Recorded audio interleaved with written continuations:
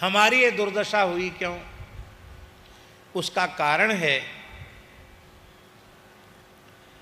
कि सबसे पहला दोष है कि हमारा आहार विकृत हुआ।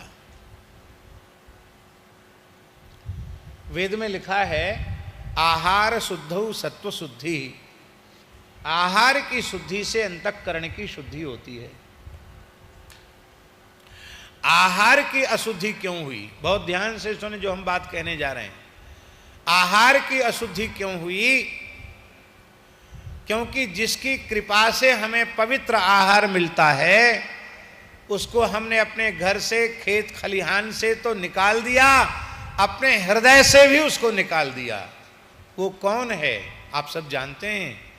वो है वेद लक्षणा भारतीय देसी गाय। गव्य पदार्थ पूर्ण सात्विक है। और कोई हमसे पूछे तो हम तो कहते हैं गव्य पदार्थ सात्विक नहीं, श्रद्धा पूर्वक गो सेवा करते हुए आप गव्य पदार्थ का सेवन करें तो आपको वो गुणातीत अवस्था तक पहुंचा देगा। वो तो मायिक सत्व से भी ऊपर की अवस्था प्रदान करता है, गुणातीत अवस्था में पहुंचाने वाली चीज है।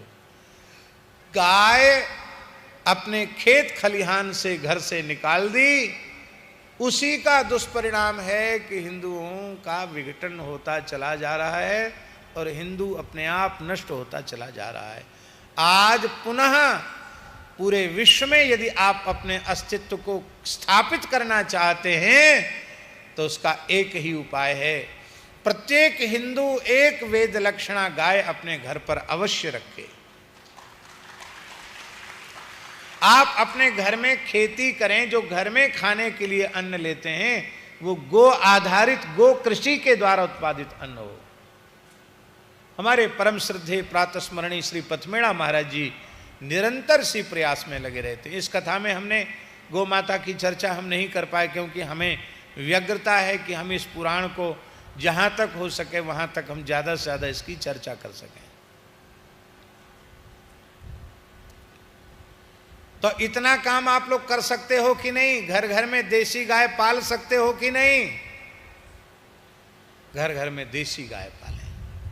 किसी भी अवस्था में कसाई को न बेचें, बधिक को न दें। हमारे स्वामी जी ने भी पहले बहुत कम गाय थी और वेंकटेश स्वामी जी ने प्रेरित होकर के आज बड़ी गौशाला है। कितनी? 135 गाय हैं स्वामी जी के पास। हमारे महाराज जी भी सुंदर, आज गैया का दर्शन करके मन प्रसन्न हो गया। साधु भले ही कमजोर हो, साधु की गैया कमजोर नहीं होना चाहिए, मस्त होना चाहिए। देख करके गाय मन प्रसन्न हो गया। सुंदर सब देशी गाय। तो हमारे जीवन में जो आहार की विकृति आई, मद्यमांस आया, अशुद्ध आहार आया, स्वामी जी उसका मूल है हमने अपने घर से गाय को हटा दिया। आपको सुनकर आश्चर्य होगा, स्कंद पुराण के मूल पारायण में स्वामी जी हमने पढ़ा, ब्रह्मा जी प्रयोजन बता रहे हैं कि मैंने ब्राह्मण की सृष्टि किस लिए की, क्षत्रिय की किस लिए की, वैश्य की किस लिए की। महाराज जी, ब्रह्मा जी कह रहे हैं गौ रक्षा के लिए मैंने चतुर्थ वर्ण की सृष्टि की, गो रक्षा के लिए मैंने शूद्र वर्ण की सृष्टि की। गो सेवा और गो रक्षा, ये स्कंद पुराण में लिखा हुआ है, हमने पढ़ा, उसको हमने अंडरलाइन किया। इसका मतलब है कि ब्राह्मण क्षत्रिय वैश्य का धर्म नहीं, ऐसा नहीं है। ब्राह्मण का भी धर्म है, क्षत्रिय का भी है, वैश्य का भी है। पर चतुर्थ वर्ण जिसकी संख्या सर्वाधिक है उसको तो उसके तो उत्पन्न होने का प्रयोजन ही है कि वो गोवंश की रक्षा करे। और जब तक हमारा चतुर्थ वर्ण गाय से जुड़ा हुआ था तब तक दरिद्र नहीं था। वेद में लिखा है जिसके पास एक भारतीय, एक वेद लक्षणा गाय है वह धरती पर देवराज इंद्र के समान है, ऐसा वेद में लिखा है। एक गाय तो इंद्र के समान है, आपके पास 100 गाय हैं तो 100 इंद्र के बराबर तो आप ही हो गए। इतनी महिमा है। हव्य कव्य के अधिष्ठात्री गाय है, इसलिए अपने घर के अन्न के लिए तो कम से कम गो आधारित कृषि करें, उसी अन्न को व्यवहार में लें। सात्विक प्रकृति से रहने वाले लोग भी कैंसर जैसी बीमारी जिसका आज भी कोई इलाज नहीं है, उस प्रकार की बीमारी का मूल कारण क्या है? एक अपने अमेरिका में डॉक्टर हैं, बहुत अच्छे हैं तो भारतीय, पर वो अमेरिका में डॉक्टरों को पढ़ाते हैं, स्वयं बहुत बड़े डॉक्टर हैं, कैंसर के डॉक्टर हैं। उन्होंने कैंसर के ऊपर बहुत कुछ रिसर्च किया है, अपने स्थान से मलुकपीठ से जुड़े हुए हैं। अब वहाँ रहकर पूर्ण वैष्णवता का पालन करते हैं, पूर्ण गोवर्ती हैं, वहाँ रह प्रत्येक एकादशी निर्जल करते हैं।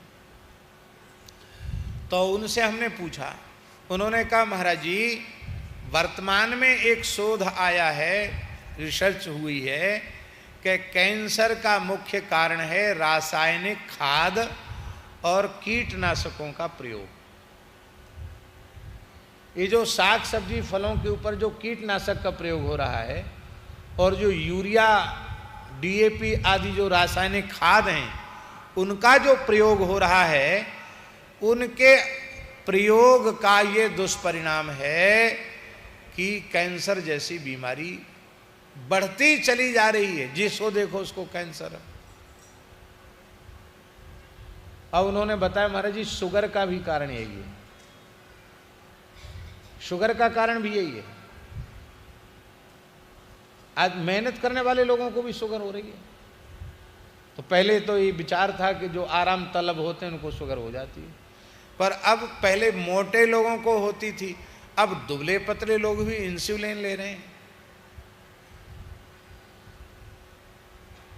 तो उन्होंने कहा अमेरिका में और यूरोप में ये मुहिम चल पड़ी है कि धीरे धीरे वहाँ के लोग पूरी कृषि को रासायनिक और कीटनाशक से मुक्त करके और वो देसी पद्धति से, जैविक पद्धति से ही उत्पादन करना चाहते हैं। उन लोगों को ये लग गया है कि अब हमें अपने को बचाना है, तो हमको भारतवर्ष की जो प्राचीन कृषि पद्धति थी उस पर हमको लौट के आना पड़ेगा। और वहाँ काम शुरू हो गया। और हमारे यहाँ अभी भी भारतीय देसी गोवंश बहुत है, कम नहीं है, लेकिन आज भी हम लोग देसी गाय के गोबर गोमूत्र का बिल्कुल प्रयोग नहीं कर रहे हैं और धरती में जहर डालते चले जा रहे हैं।